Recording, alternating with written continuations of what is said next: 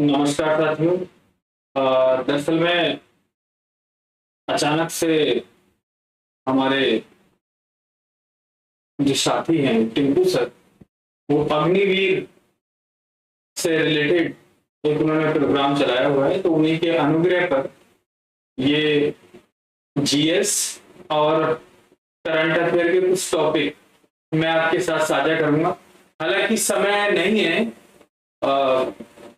इस समय ऐसी परिस्थितियों में, लेकिन हम उन क्वेश्चनों को आपके साथ लेके आएंगे जिनसे आपको ट्रिक हो सकता है। ठीक है, ज्यादा लंबा सिलेबस नहीं खींचेंगे क्योंकि आज से जब हम रिकॉर्ड कर रहे हैं तो आज 30 जून है, तो आज से एग्जाम शुरू हो रहा है। तो आज के बच्चों के लिए तो शायद बेनिफिट नहीं होगा, उनके लिए तो मैं सॉरी बोलता हूँ, लेकिन आने वाले जो एग्जाम है उसमें जो बच्चे, जो स्टूडेंट, जो हमारे साथी अपियर हो रहे हैं, उनके लिए ये जो सेशन है वो मतलब यूजफुल हो सकता है। तो इसी संदर्भ में एक छोटा सा करंट अफेयर के माध्यम से हम प्रयास कर रहे हैं कुछ क्वेश्चनों का। दूसरा, कई बार ये स्थिति आती है अग्निवीर को लेकर नेगेटिव पॉजिटिव बातें होती रहती हैं कि उनका स्थायी जॉब नहीं है, लेकिन वो डॉक्यूमेंटेशन आप पढ़ेंगे तो उसमें आपको इतनी जल्दी चीजें ऐसा नहीं है कि आपको निकाल देगी सरकार। ठीक है, तो उसमें एक प्रॉपर प्रक्रिया है। दूसरा, मैंने कहीं पढ़ा था कि आर्मी जो है वो नौकरी नहीं है, वो सेवा है। नौकरियां देश में बहुत हैं, गवर्नमेंट की, सरकारी की, लेकिन जो सेवा है और ऐसी सेवा जिसमें आपकी जान जा सकती है, और वो हमें क्या कर रहे हैं, प्रोटेक्ट कर रहे हैं, हमारी रक्षा कर रहे हैं। और कई बार ये सिचुएशन क्रिएट हुई, पीछे अभी टेंशन हो गई थी भारत पाकिस्तान की, तो कई बार लोग युद्ध का मजा लेने लगते हैं।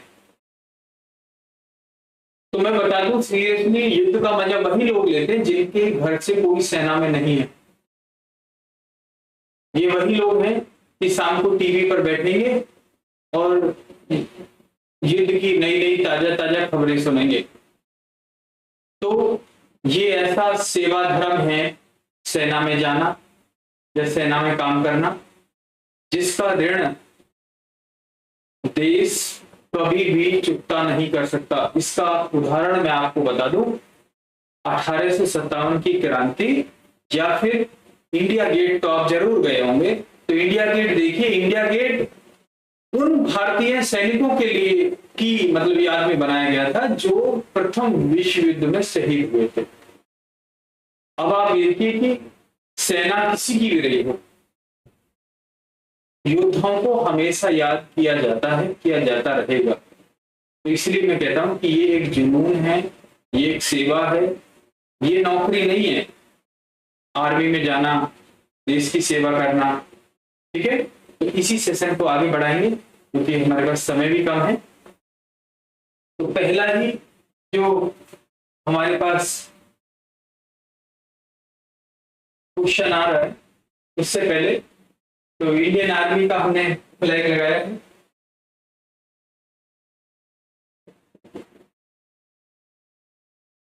तो पहले तो सभी को जय हिंद, ये भी बहुत जरूरी है। ठीक है, क्योंकि जब हम जय हिंद बोलते हैं तो हम कोई जाति धर्म विशेष के व्यक्ति नहीं रह जाते हैं, हम या हमारा देश या हमारा देश की जो संस्कृति है वही हमारा धर्म जाति बन जाती है। ठीक है, कई बार मैंने राष्ट्रवाद की परिभाषा में एक शब्द कहा भी है कि भारतीयता या भारतीय होना या इंडियन होना, दिस इज ए नेशनलिज्म, यही राष्ट्रवाद बचा है। हालांकि वो बात अलग है कि हम जाति धर्म नस्ल के आधार पर टुकड़ों में बटे हुए हैं, विचारधारा अलग है, लेकिन जब देश की बात आती है, ये तिरंगे की बात आती है, तो तब हम इंटीग्रेट हो जाते हैं।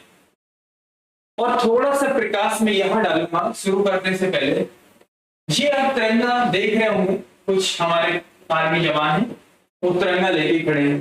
तिरंगे का मीनिंग क्या होता है? हालांकि इसमें तो आपने कभी मतलब पढ़ाई होगा, जो केसरिया रंग है वो हमारा हिस्सा है क्रांति का, रिवोल्ट का प्रतीक है। सफेद रंग इसका है पीसफुलनेस का, और ग्रीन जो रंग है वो इसका है हरियाली का। ठीक है, और जो हमने बीच में सर्कल लिया है जिसमें 24 तेलियां हैं वो अशोक के धनुष से लिया है। ठीक है, अब ये जो झंडा है या तिरंगा होता है, ये प्रतीक होता है, राष्ट्र का प्रतिनिधित्व करता है। ध्यान रखना इस बात का, झंडा होने का मीनिंग है कि वो राष्ट्र का प्रतीक है। जहां जहां झंडा जाएगा वहां वहां राष्ट्र पहुंच जाएगा। हम इस झंडे के नीचे एक हो जाते हैं, जाति धर्म नस्ल से ऊपर उठकर सब एक हो जाते हैं, इसलिए इसको यूनिक जैसे यूनिक बनाया गया। ठीक है, कि इसके अलावा देश में कोई और झंडा नहीं चलेगा। ठीक है, अब हालांकि ये कभी आर्टिकल 370 खत्म हुआ है, तो आप देख रहे होंगे जम्मू पे केवल जम्मू एवं कश्मीर ही ऐसा स्टेट था 2019 तक जिसके पास अपना फ्लैग था, लेकिन अब उनका फ्लैग ऑफिशियली लागू नहीं होगा, तिरंगा वहां पर लागू होगा। एक कॉन्सेप्ट सुनते होंगे कई बार आप, मैं याद रिमाइंडर करा देता हूं कि एक देश दो निशान दो विधान। कई बार राष्ट्रवादियों के द्वारा जब कश्मीर में ये आंदोलन होता था तो ये बात कही जाती थी कि एक देश दो निशान दो विधान नहीं चलेगा, एक देश एक निशान एक विधान चलेगा। मतलब वहां का कॉन्स्टिट्यूशन भी अलग था। तो अभी हाल ही की जो हमारी एनडीए की गवर्नमेंट है जिसके प्रधानमंत्री नरेंद्र मोदी हैं, उनके प्रयास से या उनकी राजनीतिक समझ से ये संभव हो पाया है कि अब पूरे देश में जो फ्लैग है वो देश का एक ही फ्लैग होगा, तिरंगा। ठीक है, आगे बढ़ते हैं। O2N हम चैनल के माध्यम से आपसे जुड़ रहे हैं और इसी प्रयास में मैं आपसे अनुग्रह करूंगा कि हमारे इस प्रयास को लाइक करें, शेयर करें, सब्सक्राइब करें। ठीक है, और हमें कमेंट्स भी करें कि अगर कोई गलती हो रही है तो उसे हम ठीक कर सके। तो दूसरा, ये अभी जो फॉर्मेट आपके सामने आएगा ये थोड़ा सा जल्दबाजी में है, तो थोड़ा जो लैंग्वेज है पीडीएफ की वो हो सकता है मैं समझाने का प्रयास करूंगा सरल शब्दों में, तो वो आप समझिए। दूसरा, इसकी जो पीडीएफ है सही थोड़ा सा और हम आज एडिट कराकर अपने साथी से उसे आपको प्रोवाइड करा देंगे चैनल के माध्यम से। तो आते हैं अपने क्वेश्चन की तरफ। ये हमारा इंडियन आर्मी का ऐसा फ्लैग होता है, जब भी आप राष्ट्रपति भवन जाएंगे तो आप लेफ्ट हैंड की साइड में देखेंगे तो 3 फ्लैग बने हुए मिलते हैं और उस पर तिरंगा, आर्मी का फ्लैग हो चाहे नेवी का फ्लैग हो चाहे थल सेना का फ्लैग हो, उन सब में आपको तिरंगा ऐसे कोने में बना मिलेगा। ठीक है, ये आर्मी का खुद पर्सनल फ्लैग। ठीक है, आगे आ जाते हैं। हाँ, यहां से क्वेश्चन स्टार्ट करेंगे। मैं समझ पा रहा हूं कि आपको ये क्वेश्चन साफ शब्दों में देख रहे होंगे, तो हालांकि बहुत नजदीकी करंट अफेयर नहीं आएगी, लेकिन हो सकता है क्योंकि ऑनलाइन पेपर हो रहा है तो करेक्शन कराने में कोई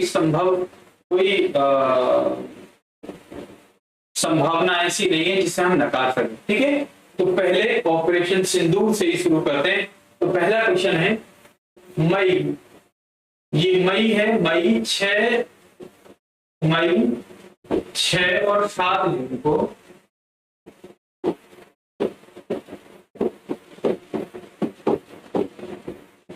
भारतीय सेना के द्वारा पाकिस्तान एवं पाकिस्तान अधिकृत कश्मीर में आतंकवादी ठिकानों पर ऑपरेशन सिंदूर के नाम से, ऑपरेशन सिंदूर के नाम से आतंकी विरोधी कार्रवाई की गई। ठीक है, ये आपको ध्यान रखिए, 2 चीजें याद रखेंगे। एक तो ये 6 से 7 मई, ठीक है, और ऑपरेशन का नाम है ऑपरेशन सिंदूर। ठीक है, सिंदूर। और ऑपरेशन सिंदूर क्यों पड़ा था? क्योंकि उस सब वो जो आतंकी घटना हुई थी पहलगाम में, तो उसमें जो लोग मारे गए थे उसमें अधिकांश ऐसे लोग थे जो नए कपल से और घूमने गए थे। ठीक है, तो उसमें मेल को चुन चुन के मारा गया, उनकी जाति धर्म पूछकर मारा गया, तो जो कि जघन्य अपराध है एक तरीके से। तो उस विरोध में कार्रवाई करते हुए भारतीय सेना ने ऑपरेशन सिंदूर लॉन्च किया गया। अब इसी में एक बात और आपसे पूछ ली जाएगी कि ऑपरेशन सिंदूर के विरोध में पाकिस्तान के द्वारा कौन सा ऑपरेशन लॉन्च किया गया? हालांकि ये बहुत लंबा क्वेश्चन हो जाएगा। तो क्या नाम है इसका बेटा? बुनयान मरसूस। ठीक है, बुनयान मरसूस नामक ऑपरेशन शुरू किया गया पाकिस्तान की आर्मी के द्वारा। ठीक है, दो चीज याद रखेंगे, एक तो ये वाली डेट 6 से 7 मई और ये बुनियान और ऑपरेशन सिंदूर। ठीक है, सिंधु जल समझौता 1960 में विश्व बैंक की मध्यस्थता से हुआ था, ध्यान रखना। 1960 में हुआ है और मध्यस्थता कौन करा रहा है? विश्व बैंक। अब आप कहोगे सर ये कैसे आ सकता है? इसका कारण ये है कि ये जो संधि है इसे भारत ने डिनाई कर दिया है कि जब पहलगाम का हमला हुआ तो पहली हमारी प्रतिक्रिया यहीं से गई कि अब हम आपको जो पानी के लिए हमने समझौता कर रखा था, सिंधु नदी की जो सहायक नदियां सिंधु नदियां उनके जो जल बंटवारा है उसको हमने डिनाई कर दिया है। ठीक है, तो आप सिर्फ लोग ये भी ध्यान रखेंगे कि कब हुआ? 1960 में। किसकी मध्यस्थता में हुआ? विश्व बैंक। ठीक है, आगे 22 में विधि आयोग के अध्यक्ष कौन है? ठीक है, ये ध्यान रखेंगे, ऋतुराज सर हैं। तो इसको भी आप नोट कर लेंगे, छोटी वीडियो होगी और जल्दी जल्दी वॉच कर लेंगे तो ये क्वेश्चन आपको काम आ सकते हैं। 15वें वित्त आयोग के अध्यक्ष कौन है? एन.के. सिंह। ठीक है, एन.के. सिंह। ये भी याद रखना है कि ये वित्त आयोग और विधि आयोग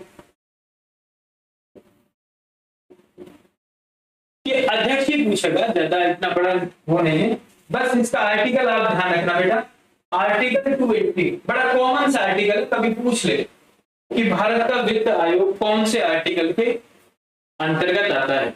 आर्टिकल पूछे, अनुच्छेद पूछे, धारा पूछे, भारतीय संविधान की धारा पूछे, सब एक ही बात है, आर्टिकल 280। ठीक है, आगे आ जाते हैं।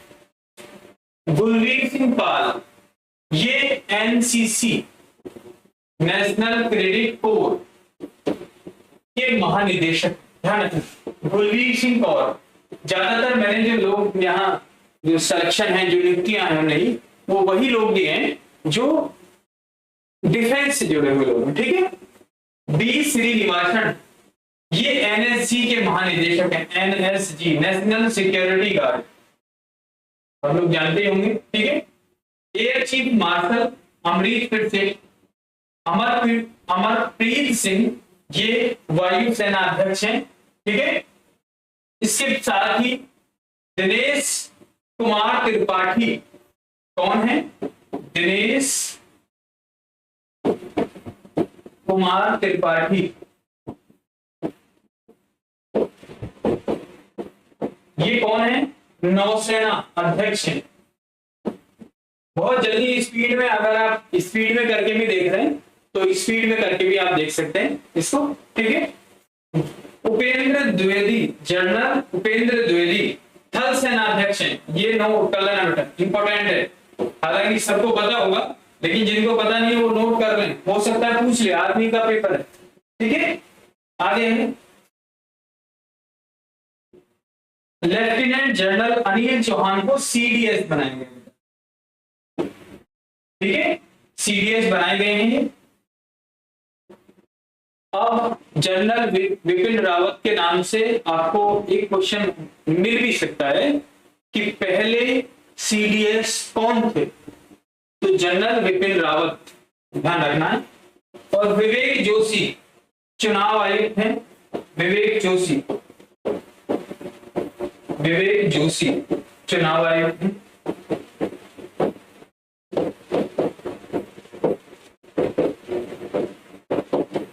और चुनाव किस आर्टिकल में है? आर्टिकल 324, ये भी ध्यान रखना। छोटे छोटे आर्टिकल्स हैं, ठीक है। संजय मूर्ति कैग के चेयरमैन बनाए गए, नियंत्रक महालेखा परीक्षक CAG बोला जाता है इनको।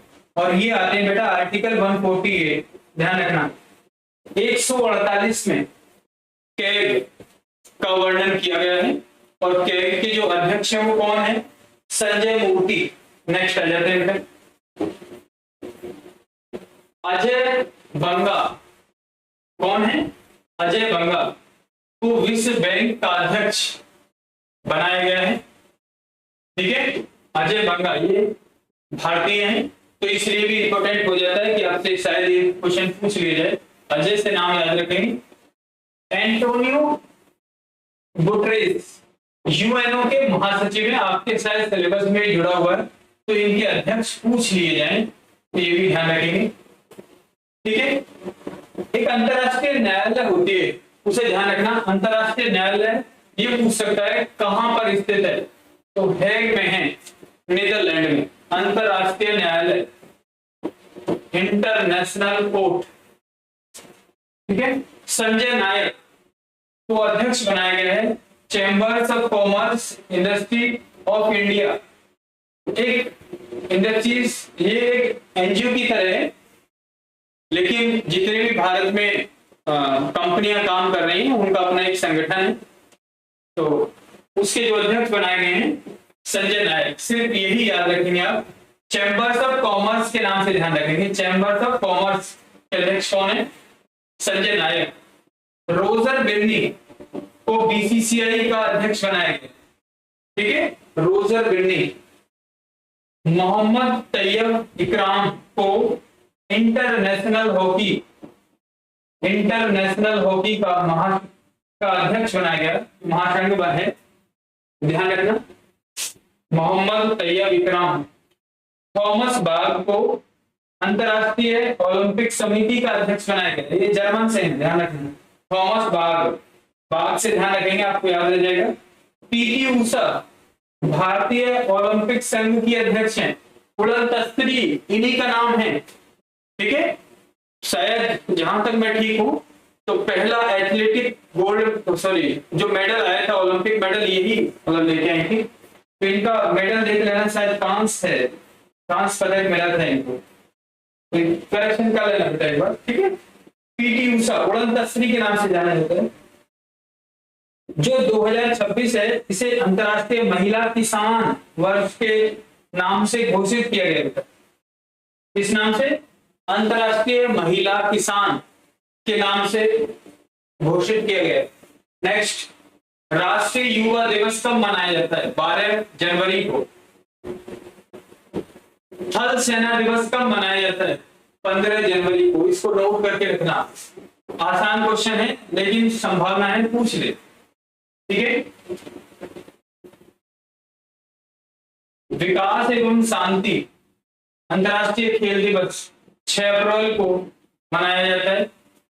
अंतरराष्ट्रीय पृथ्वी माता दिवस 22 अप्रैल को मनाया जाता है, गलत लिख दिया ये, 22 अप्रैल को मनाया जाता है। सिविल सेवा दिवस 22 अप्रैल को मनाया जाता है। पर्यावरण दिवस, ये भी ध्यान रखना, पर्यावरण दिवस 5 जून, इतने को 5 जून को मनाया जाता है, ठीक है। और छोटे छोटे याद कर लेना आप, जो इंपॉर्टेंट से लग रहे हैं दिवस भी, हो सकता है पूछ लिया जाए, ठीक है। आगे, रक्षा मंत्री कौन है? राजनाथ सिंह। संजय सेठ, ये नोट कर लेना बेटा, संजय सेठ रक्षा राज्य मंत्री हैं। ये कौन है? रक्षा राज्य मंत्री हैं संजय सेठ। और भारत के जो सीजीआई हैं उनका नाम क्या है? रामकृष्ण गवई, भूषण रामकृष्ण गवई अभी जो है भारत के सीजीआई हैं, चीफ जस्टिस ऑफ इंडिया, ये ध्यान रखना नाम। अब कई बार ये बात आपके सामने आई होगी कि सर ये सुप्रीम कोर्ट को संविधान का संरक्षक कहा जाता है, लेकिन उसका आधार क्या है? उसका आधार है बेटा न्यायिक समीक्षा करना। ये जो शक्ति है न्यायिक समीक्षा करना, रिव्यू करना, दो बात ध्यान रखना है यहां पर, न्यायिक समीक्षा करना और न्यायिक सक्रियता, दोनों में अंतर है। बेसिक अंतर क्या है? न्यायिक समीक्षा कि सरकार ने कोई कानून बनाया तो कोर्ट उसका रिव्यू कर सकती है, या अपने भी डिसीजन को रिव्यू कर सकती है, या हाई कोर्ट के द्वारा दिए गए डिसीजन को रिव्यू कर सकती है। भारत सरकार या राज्य सरकार की किसी पॉलिसी को रिव्यू कर सकती है अकॉर्डिंग टू कॉन्स्टिट्यूशन। लेकिन जो दूसरा शब्द है सक्रियता, न्यायिक सक्रियता या जुडिशियल एक्टिविज्म, उसमें कई बार कोर्ट स्वतः ही संज्ञान ले लेती है। इसे कहते हैं एक्टिविज्म। ठीक है, जैसे आपने देखा होगा कि जो शराब के ठेके हैं, तो किसी ने पिटीशन डाला और कोर्ट को समझ आया कि ये जो ठेके हैं ये हाईवेज के बराबर में ना हो, उससे 1 किलोमीटर 2 किलोमीटर अंदर की तरफ होंगे। तो कई बार जो ट्रेवलर है, जो यात्रियां हैं या जो गाड़ी चालक है, वो बहुत जल्दी से शराब की तरफ मूव नहीं करेगा। तो इसी संज्ञान में सुप्रीम कोर्ट ने एक आदेश दिया कि जितने भी हाईवेज हैं, चाहे वो राष्ट्रीय स्तर के हैं चाहे राज्य स्तर के हैं, उनके कुछ दायरे में शराब के ठेके नहीं होंगे। तो ऐसी प्रक्रिया को हम एक्टिविज्म बोल सकते हैं कि सुप्रीम कोर्ट या हाई कोर्ट अपने आप स्वतः ही संज्ञान ले सकता है। ठीक है, आगे न्यायाधीशों को महाभियोग के माध्यम से हटाया जा सकता है। किसके माध्यम से? महाभियोग के माध्यम से। महाभियोग क्या होता है? इम्पीचमेंट, कि इन्हें संसद के द्वारा, संसद में एक प्रक्रिया होगी उसके माध्यम से हटाया जाता है। ठीक है, लेकिन हटाता कौन है? राष्ट्रपति हटाएगा। भारत का सबसे बड़ा ग्लेशियर जो है वो सियाचिन ग्लेशियर है। कुछ पर्व हैं वो शायद पूछ लिए जाए, जैसे हैरत पर्व कहां पर मनाया जा रहा है? कश्मीर में। जदाय स्वामी उत्सव कहां मनाया जा रहा है? तमिलनाडु में। चापरकुट त्योहार कहां पर मनाया जा रहा है? मिजोरम में। आटुकल पोंगल जो त्योहार है वो कहां मनाया जा रहा है? वो केरल में मनाया जा रहा है। ये 4-5 त्योहार इंपोर्टेंट करके मैं लेके आया था, तो आप इन्हें ध्यान रखेंगे। विशेषकर मिजोरम वाले पे थोड़ा ध्यान रखेंगे कि नॉर्थ ईस्ट से कई बार ये क्वेश्चन उड़ जाता है, क्योंकि हॉर्नबिल शायद पिछले से बार पूछा है, 2024 में पूछा था। शैलेंद्र नाथ गुप्ता को रक्षा संपदा महानिदेशक बनाया गया है। समीर कामत जो है वो डीआरडीओ के प्रमुख हैं। और चंद्रयान 5 ध्यान रखना, वो जापान के सहयोग से तैयार किया जा रहा है। ध्यान रखेंगे कि आप इनको रोक कर वीडियो को पुश करके इनको एक बार चेकआउट कर लेंगे क्या बोला मैंने। हैरत पर जयदयाल स्वामी उत्सव, चापरकुट और आटुकल पोंगल जो त्योहार है वो केरल में। ठीक है, शैलेंद्र नाथ गुप्ता रक्षा संपदा महानिदेशक बनाए गए हैं। समीर कामत डीआरडीओ के अध्यक्ष हैं, प्रमुख हैं। और जापान के सहयोग से चंद्रयान 5 मिशन को तैयार किया जा रहा है। ठीक है, आगे भारतीय नौसेना ने सी ड्रैगन अभ्यास 2025 कहां पर किया है? गुआम में। ध्यान रखेंगे, गुआम। एचडीएफसी बैंक द्वारा प्रोजेक्ट हक लॉन्च किया गया। अब इसको ध्यान रखना, इसे कभी गवर्नमेंट की पॉलिसी समझ के लगा दें। प्रोजेक्ट हक एचडीएफसी बैंक के द्वारा लॉन्च किया गया है। दिया सलाई जो है वो कैलाश सत्यार्थी की कहानी, वो जीवनी है। दिया सलाई, कभी कुछ और लगा दें इस पे आप। दिया सलाई किसकी है? कैलाश सत्यार्थी। रणजी ट्रॉफी जो हाल ही में हुई थी उसे विदर्भ के द्वारा जीता गया। विदर्भ एक क्षेत्र है, तो वहां अपनी एक रणजी की टीम है, तो उसने रणजी की ट्रॉफी जीती है। आदि महोत्सव कहां पर हुआ है 2025 का, ये भी ध्यान रखेंगे, नई दिल्ली में आदि महोत्सव। ठीक है, नोट कर लेना, आदि महोत्सव फरवरी 2025 में भारत के द्वारा आईसीसी अंडर 19 महिला T20 वर्ल्ड कप जीता गया, ये याद रखेंगे, नोट कर लेंगे। खेल में मिस्र और भारत के बीच साइक्लोन सैन्य अभ्यास हुआ है। साइक्लोन ये चक्रवात है एक तरीके का, ठीक है। तो किस किस के बीच में हुआ है? मिस्र और भारत के बीच में, ठीक है। इजिप्ट भी बोलते हैं इसको। 2027 तक भारत ने लिम्फेटिक फाइलेरियासिस से मुक्त होने का लक्ष्य बनाया है। हालांकि ये बहुत डिफिकल्ट क्वेश्चन हो जाएगा, शायद आएगा नहीं, ऐसा मुझे लग रहा है। लिम्फेटिक फाइलेरियासिस, ठीक है। शशिकांत दास को भारत के प्रधानमंत्री का प्रिंसिपल सेक्रेटरी बनाया गया, शशिकांत दास।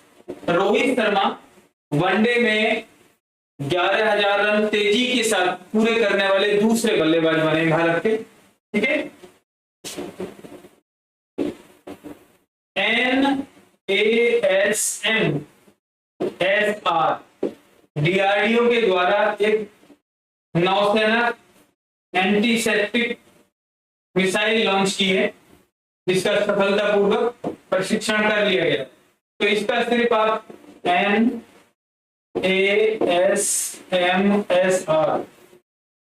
मिसाइल का नाम याद रखेंगे। सिर्फ 28 जनवरी को विज्ञान दिवस के रूप में मनाया जाता है। अमेरिका के द्वारा हारपून मिसाइल लॉन्च की गई है, ठीक है। हारपून मिसाइल लॉन्च की गई है, ध्यान रखेंगे। आगे है भारत, फ्रांस और संयुक्त अरब अमीरात के बीच में डेजर्ट नाइट युद्ध अभ्यास हुआ है दिसंबर 2024 में, ध्यान रखेंगे। कौन सा है? Desert Knight. डेजर्ट नाइट किस किस के बीच हुआ है? भारत, फ्रांस और संयुक्त अरब अमीरात, ठीक है। अंडमान निकोबार को वर्जिन नारियल तेल का जीआई टैग मिला है, ज्योग्राफिकल आइडेंटिफिकेशन, जीआई टैग मिला है, ठीक है। सुपर टाइफून यागी वियतनाम में भारी तबाही मचाने वाला चक्रवात आया है, ठीक है। यही पूछ सकता है कि यागी क्या है, तो सुपर टाइफून है, ये एक तरीके का चक्रवात है, ठीक है। उड़ीसा में नुआखाई महोत्सव मनाया जाता है, इसको भी ध्यान रखेंगे, नुआखाई। 2025 में क्वाड शिखर सम्मेलन की मेजबानी करेगा भारत। क्वाड का क्या है यहाँ बेटा? QUAD, quad. क्वाड में 4 लोग हैं, क्वार्टर से बना है, क्वार्टर मतलब 4। जापान, ऑस्ट्रेलिया, भारत और यूएसए, चारों ही डेमोक्रेटिक कंट्रियां हैं, ठीक है। और ये डिफेंस के पर्पज से बनाए गए हैं। हालांकि वो कहते हैं कि हम डिफेंस और इकोनॉमिक कंडीशंस को लेकर ग्रो कर रहे हैं। बेसिकली मतलब इंडोनेशिया और पैसिफिक में जो चाइना की जो पावर बढ़ रही है उसको डिटेंड करने के लिए बनाया गया है। एक समूह है एक तरीके का, ये ध्यान रखेंगे। तो उसकी मेजबानी 2025 में भारत करेगा, ठीक है। शुभांशु शुक्ला, ये तो अभी अभी न्यूज में रहे हैं, मानव युक्त मिशन पर भेजे गए हैं। जो ये अगस्त में ही इनकी डिक्लेरेशन हो गई थी, नाम ध्यान रखेंगे, शुभांशु शुक्ला से ध्यान रखेंगे, ठीक है। आगे बढ़ते हैं। भारत और श्रीलंका के बीच यात्री नौका सेवा शुरू हुई है, ये बात ध्यान रखना। आपसे पूछा जा सकता है कि भारत की किस देश के साथ नौका योजना शुरू हुई है, तो उसमें आपको दे देगा म्यांमार, बांग्लादेश, अरब या श्रीलंका। तो श्रीलंका के साथ 10वां लियोन मास्टर्स का खिताब विश्व आनंद के द्वारा जीता गया है। ठीक है, विश्व आनंद, ठीक है, ये शतरंज के भारत के बड़े खिलाड़ी हैं और इन्हीं के जो शिष्य हैं वो भी अच्छे प्लेटफॉर्म पर खेल रहे हैं, जिनका आगे जिक्र करेंगे। विशाखापट्टनम में दूसरी INS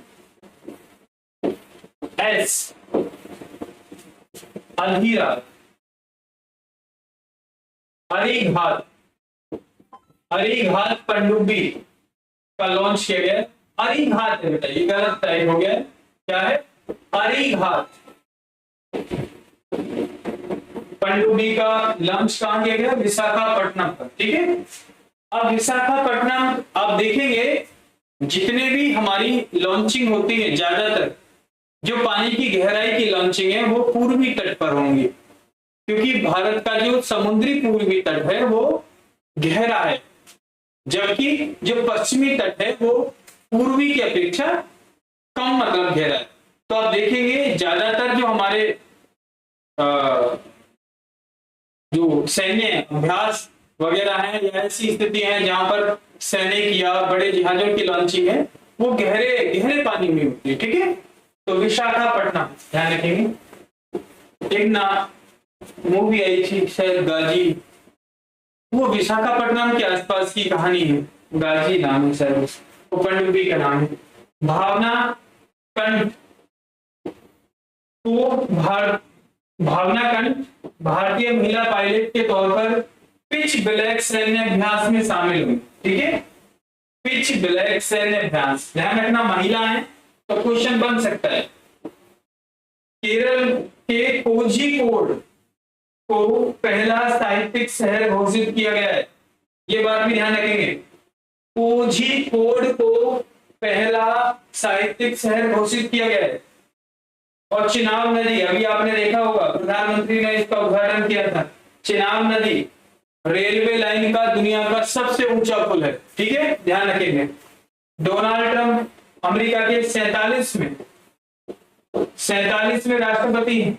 सबको पता है डोनाल्ड ट्रंप राष्ट्रपति हैं, लेकिन डोनाल्ड ट्रंप 47वें राष्ट्रपति हैं, ये चीज ध्यान रखना। हो सकता है पूछ ले। हांगकांग को साहित्यिक नोबेल पुरस्कार मिला है और ये दक्षिण कोरिया के रहने वाले, मिस टाइपिंग है, कोरिया के रहने वाले। ठीक है, श्री नारायण मूर्ति को भारतीय अंतरिक्ष अनुसंधान का प्रमुख बनाया गया। विनोद कुमार शुक्ला को 59वां ज्ञानपीठ पुरस्कार प्राप्त हुआ है। विनोद कुमार शुक्ल। ठीक है, जगत गुरु राम भद्राचार्य और गुलजार जी को 58वां ज्ञानपीठ पुरस्कार मिला। ये कई बार बहुत इंपॉर्टेंट है दोनों ही, और देख लेना वहां ये वाला कंफ्यूजन कर सकता है। 58वां ज्ञानपीठ है और 59वां किसको मिला है? विनोद कुमार शुक्ल को। और 58वां किसको मिला है? जगत गुरु राम भद्राचार्य और गुलजार जी को। ठीक है, आगे लिखेंगे। ओलंपिक 2024 में ये थोड़ा सा ध्यान रखेंगे, क्योंकि इसमें ज्यादा डीपली क्वेश्चन पूछ लेगा तो ज्यादा दिक्कत हो जाएगी, लेकिन हल्के स्तर पे क्वेश्चन यही आएगा कि 117 खिलाड़ियों ने भाग लिया। अभिनव बिंद्रा को ओलंपिक ऑर्डर से सम्मानित किया गया है। अभिनव बिंद्रा, ध्यान रखना, अभिनव बिंद्रा को ओलंपिक ऑर्डर से सम्मानित किया गया है। नीरज चोपड़ा के द्वारा रजत मेडल प्राप्त किया गया और मनु भाकर ने पहला मेडल जीता था। और मनु भाकर ही भारत की पहली ऐसी खिलाड़ी हैं जिन्होंने एक ही बार में 2 मेडल जीते हो। ठीक है,